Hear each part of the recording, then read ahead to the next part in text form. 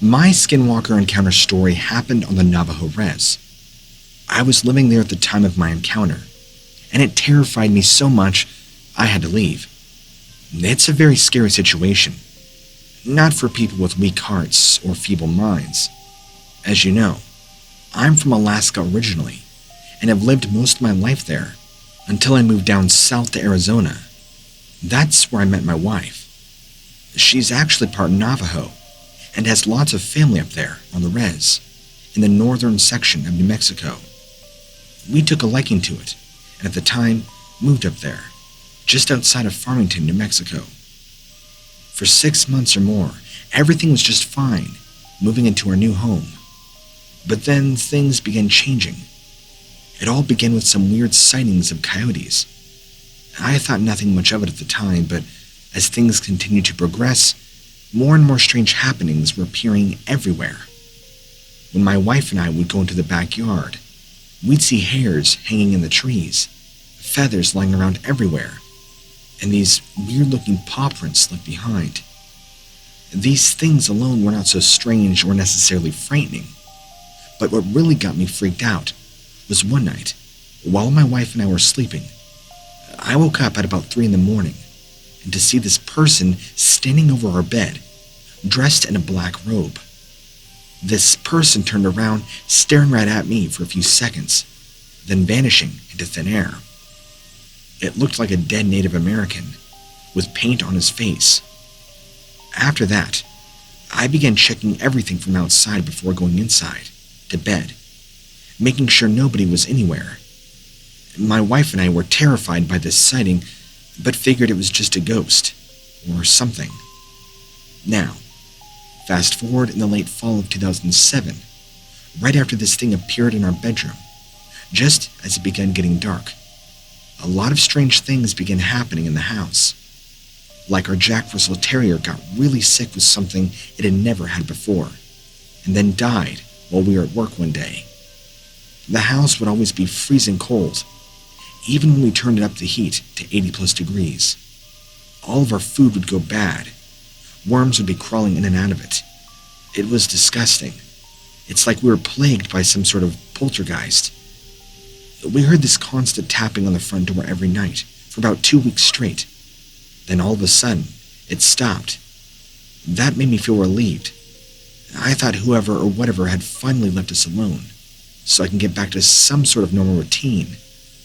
We were sitting in our living room, with my wife and I both see this coyote walking up to the back porch, stopping for a second or two, then walking away, back towards a large ravine. It was unusually large for a coyote, twice as big, kind of like a large wolf, with black fur mixed in. The thing that made me want to freak was I saw this animal's eyes. They were human-like. I still have nightmares thinking about that night. Ultimately, I really have no idea how to pinpoint down to the poltergeist I saw and this coyote. I'm looking for opinions here, even though I'm pretty convinced that this was a skinwalker. Both of them were. One was in ghost form, and the other was in shapeshifted form. Obviously, as I already stated, that was more than enough for us, and shortly thereafter, we moved out of there. So, what do you think it was? I'm pretty convinced it was a skinwalker, both times.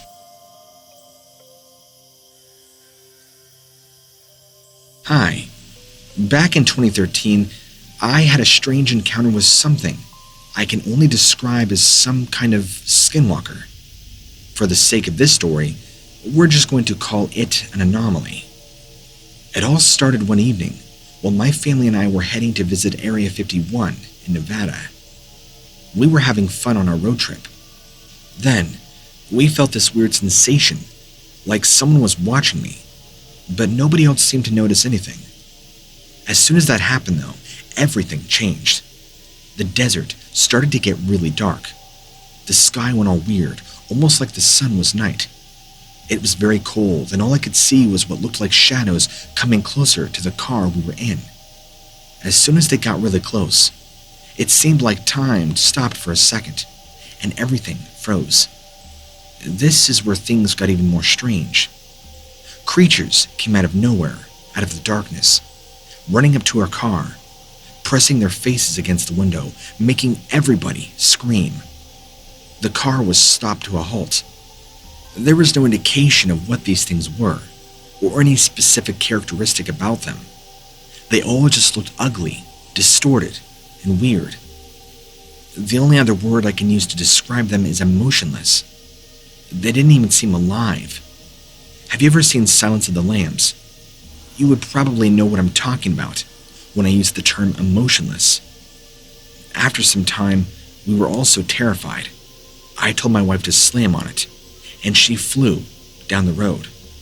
There were more of them coming after our car with this unusually dark night. That's when everything began clearing up. And just like that, it was back to evening time. Everything was gone, and we were all freaking out, screaming, wondering what had just happened. I don't know. A few weeks go by though, and I discovered yet another anomaly. This time, up in Ohio with a cousin who had also witnessed something similar when she was starting to drive, right before the same thing happened. Oh, quick note. My cousin told me about how her experiences are different than mine. She said their faces were visible, as if anything wasn't solid was there. As far as when I saw them in Nevada, my cousin claims that she saw more of them, coming down the mountainside. She said they were in front of her car and not just around them. The only thing I can think of is that we either had a mass hallucination, which I don't believe we did, or something paranormal from another realm or interdimensional attacked us or wanted to get us. Me as a family have never experienced anything so terrifying in our lives. How would you even describe the situation or experience to anybody without people giving you a look like they don't believe you?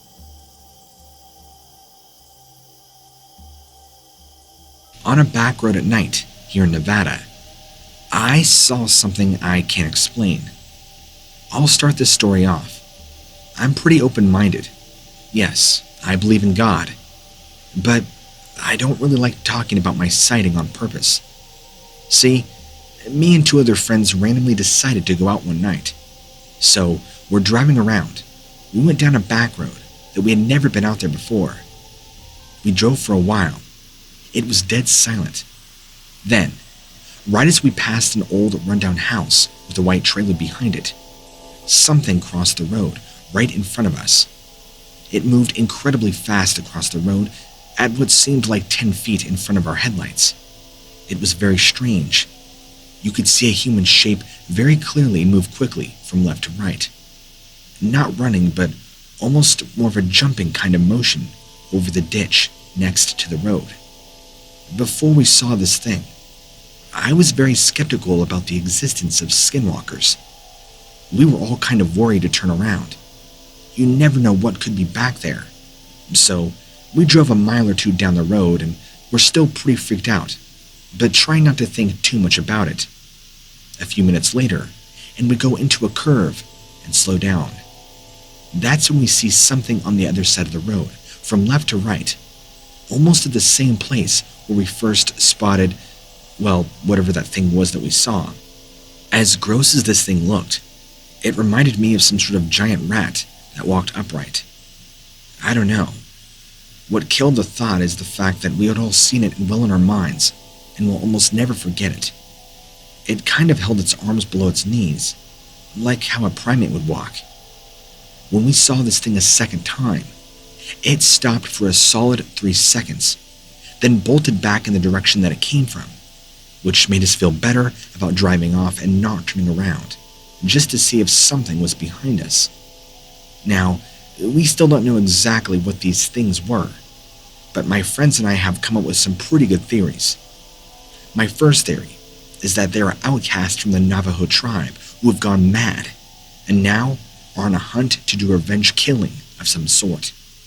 Or, another theory could be that they are born and bred on the reservation. These skinwalkers can change form from anything to a human, deer, coyote, etc. So, this is mine and my friend's experience with something unexplainable. I'll say this. Never go out at night, Nevada or alone anywhere for that matter. Keep your eyes peeled, and just because you don't believe doesn't mean it's not real. I was a senior in school in 2018, and we did a project about spiritual. I was a senior in my high school back in 2018. I was fortunate enough to do a project about spiritual creatures living in different places around the globe, all over the world. I'm doing as much research as I can concerning skinwalkers, so if anybody has any knowledge about it, please post a comment below. Let me know what you think. Anyway, there's an old Navajo legend that has been passed down for generations. It tells of a race of creatures that can shapeshift into anything they want or need to be in order to get whatever it is they are after. Shapeshifting was seen as the ultimate achievement one could make. Only people who possessed specific traits of magic could do this. They would wear animal skins and pelts, and they could become whatever creature their hearts desired, in hoping and avoiding detection from other magics who may cause them harm or reveal them if discovered. This way of life went unnoticed by non-magical humans, until one day, two young boys noticed something odd while out hunting with their father. When drifting back on the winds, they could hear the sounds of strange animals and odd hissing noises. One boy became curious. His father knew this, and rather than answer or investigate, he told them he was too close to chase such old things. These young boys decided they needed to see what these noises were. They followed the sound down a small hill until they themselves came face to face with a skinwalker. One man, whom we'll call Russell, claimed to have encountered one of these creatures himself while driving late at night through some rural areas. He declared that it looked like an older Navajo woman wearing traditional clothing. As Russell approached her on the deserted road, she began walking toward him, and as she walked, her appearance changed that from an old woman into something much more sinister. If Russ at all thought that would have been the end of it, he was wrong. As she changed into this new form, all sorts of things began flying from her body, all around his car. It was almost like a Dracula thing, where her body dematerialized into bats. After trying to escape, Russ finally outran the creature, who was in hot pursuit for most of the time. She had transformed into this hideous thing, running after his car. Although after a while, when he looked back, he could not see her anywhere, even though there was nothing that could have prevented his vision. Again, 1995, another family living near Farmington, New Mexico, reported seeing several skinwalkers at the front of their house. The rest of the story goes as follows. The mother and father had just awakened after hearing something outside their home, right around midnight. They both noticed something walking on two legs, but realized it was not a man. They weren't sure what it was. It was walking up and down, and had a very human shape. They were then able to see the face. It had long black hair, and a face kind of like a coyote. The dad quickly went to the door, grabbing his gun. The mother began screaming, and that's when they saw multiples of these things come towards the door very fast, trying to almost attack the father and break into the house. There's just story after story of these creatures out there, and I don't believe for a second any of this is just a figment of our imagination. Something is going on.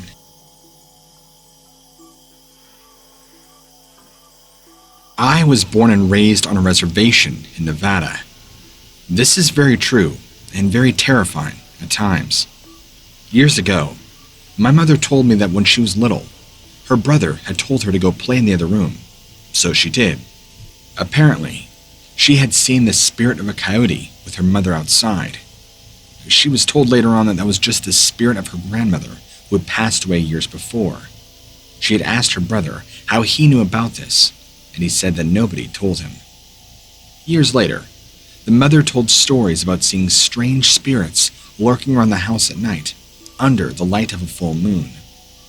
I was able to ask other family members if they see these strange spirits too. All of them said yes. We have many mediums, clairvoyants, and psychics in our family, or so I'm told. I'll also never forget the one time I was riding around in town with my mother. We took a shortcut through some desert. As we were driving through, there's no trail, but we had taken this road many times. We were stopped, and I look off to the right and see these two coyotes coming towards us. All of a sudden, now they take off running towards us. My mom floors it, and they stand up on two legs running after our truck. She said that she could hear their claws on the side of the road as they're flying at the truck. Then all of a sudden, just as soon as they had appeared, they completely disappeared into thin air. Even though I haven't seen a skinwalker with my own eyes, yet I know some of these are crazy stories. I believe that I'm seeing skinwalker spirits. I'm not sure what they are.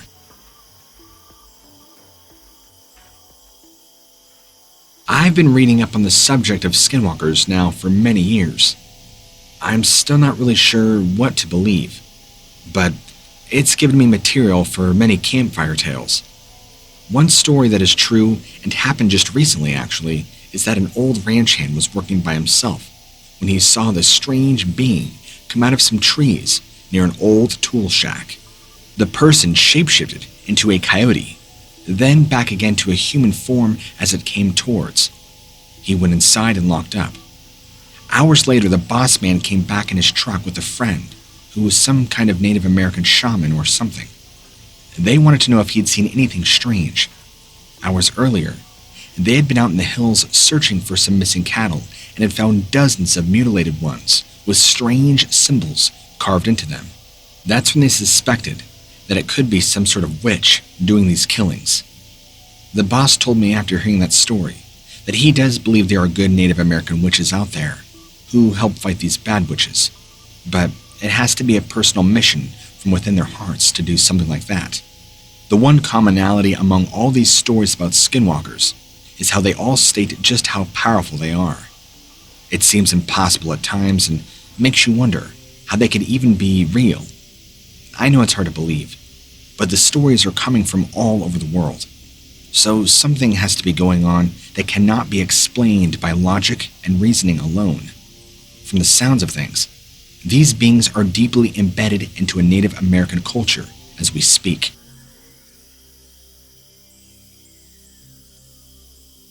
I have a ranch in Maverick County, Texas. It's very remote, and quite frankly, I'm not sure how I ended up with it. But the deed is in my name, so here I am.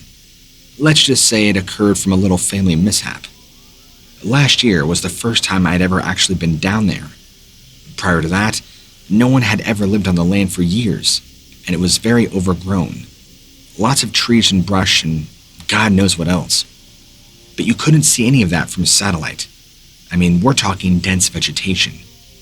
I know that's a weird analogy, but I'm just trying to iterate how dense the vegetation was. Anyway, before finally going out there myself, I had spent a lot of time talking to people who knew about the property, some of whom were pretty well versed in local folklore. The long and short of it is, I don't know what to expect. I figured it would be a lot of work, but if the rumors I'd heard were true, then the payoff could be worth it. And they were. There's plenty of open pasture, readily available for grazing and watering. The fences weren't in good shape, but some time and money could easily fix that. There were also dozens of little feeder streams that led down into the main creek, which crosses the property. Plenty of water for animals. It's perfect. The whole place looks like somebody just plopped down a large chunk of land and forgot to tell anybody about it. One guy even told me he thought at one point, during its time as an isolated ranch, locals would sneak out there at night and drive their cattle across it, on the way into Maverick County from Starr County. Remember, I'm talking about a place that was completely overgrown. Nobody would have been able to see them doing it. I've got several hundred acres fenced off for grazing, but in the middle of my land is this one little spot which has been left untouched by animals or humans. There's no grass or low-lying plants of any kind, just hard stone and dirt. It's an area that measures maybe 15 feet across at its widest point, and is shaped like a perfect square. As soon as I saw that weird patch of ground, when I first went down there last year, I knew immediately what it was. And I'm not talking about an old well or anything like that. This is much older than that. It's what the locals call a Skinwalker place. The first time I set foot on my land was in late August of last year. It took me almost 3 months to get back down there. Again, I just started working a new job at a cattle ranch, which is almost an hour away from the property. In October, after finally getting around to checking out my land with some contractors and local guys who had experience building fences and such, we built a small house on top of one of the hills overlooking both pastures, where we could stay while doing work. Before I had the place fenced off, I used to see lots of deer. We also fixed up some of the fence and the gate. But other than that, the only thing we really did was cut down all the overgrown brush and trees where we planned on building a house. I left with nothing but good things to say. It's not very densely populated, especially when you're way out between there. It's one of the most beautiful places, as if you don't mind being away from civilization. The people out there are very friendly. It's a great place to kick back, getting away from it all, and do some hunting or fishing if that's your thing, which is what I was really after when I bought the land there in the first place. A quiet place off the beaten path where you can go to chill, relax, without having to deal with people constantly coming up to you or acting like they own you. The weather out there during the summertime is absolutely gorgeous. During my first trip down, it was inevitable that I'd have to go and visit. Weird things around the ranch began to happen. Weird symbols being etched into the ground, strange noises, and weird figures moving about. I normally don't believe in the paranormal, but I can't exactly explain what it was that I was seeing or experiencing. After a couple of days down there, a few of the workers I had fixing and patching up the fence were too afraid. They stopped altogether and left. I never saw some of those guys again.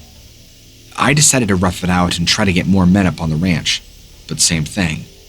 They reported seeing strange figures and weird noises, and that it spooked them so badly, they refused to work there any longer. I was only able to stay there for so long, before ultimately having to go back home. After I flew back home, I had contracted a separate team from out of state to show up there and fix the property up, while I was back home in a different state. I kept getting phone calls. Same thing. Workers would get up and leave during the middle of the day and night due to the same complaints as the other previous men. Then I get a very interesting phone call. This is where things get strange. The man I could tell was native, just from the way he talked. He claimed he was a medicine man from one of the local tribes. And forgive me because I can't remember the tribe in which he was a part of. But he said to me that he was a medicine man and that the land I owned, which he got my credentials and information from some of the men he saw working there, was sacred land, and many of his people had died there long before. He said his people still roamed about and that it's not safe that I have a house being built on it. He told me it would probably be in my best interest to abandon any development and let the property go back. As you can imagine, I was a bit taken aback by this phone call as I wasn't really sure what to believe. But after getting on the internet and doing a little bit of research on Google, I found out that there was some really weird stuff going on with not only that property, but that whole sector of land. I'm a little bit short on time right now, so I'll have to write you into this as a part 2, if you don't mind. But for the time being, if you have any questions or comments about what's going on, I would love to hear them. I still own the property as of now, of August of 2021, and I'm debating whether or not to sell it or give it away to one of my other family members. I don't know if I want to deal with this, but anyway, like I said, I'll write into you part 2 about more of the strange things that have been happening there.